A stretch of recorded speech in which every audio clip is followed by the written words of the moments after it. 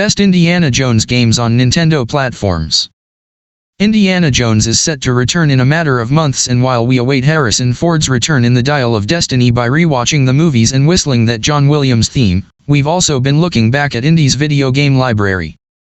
By our count, there have been a total of 15 Indiana Jones games released on Nintendo systems. Well, 14 really, but we'll get to that in a moment, and we're curious to know which one is best.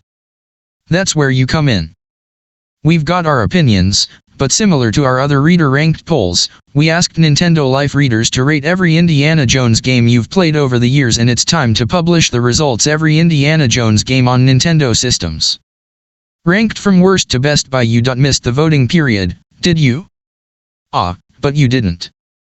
You see, this ranking is created from user ratings assigned to each game in our database and is subject to real-time change, even after publication.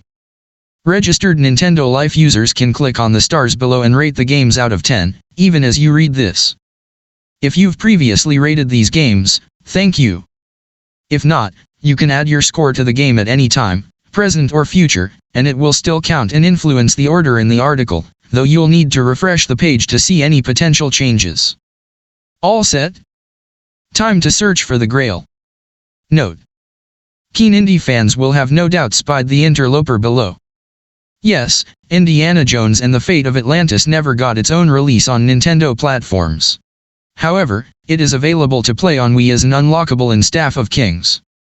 The latter game is easy enough to find, and the former a seminal indie title which is given Wii pointer controls here is easy to unlock. 2.2 versions of this Atari developed released on NES.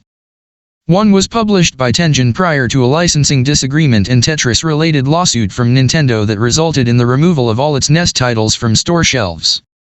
The other, the exact same game on the cart, had Mindscape taking over publishing duties. Unfortunately, that detail is probably the most interesting aspect of this loose adaptation of the arcade game. You control Indy and wonkily work your way through various levels from a diagonal down perspective, swinging on your whip, recovering Sankara stones, saving children, riding in minecarts, and generally giving thuggies a thrashing the items you find.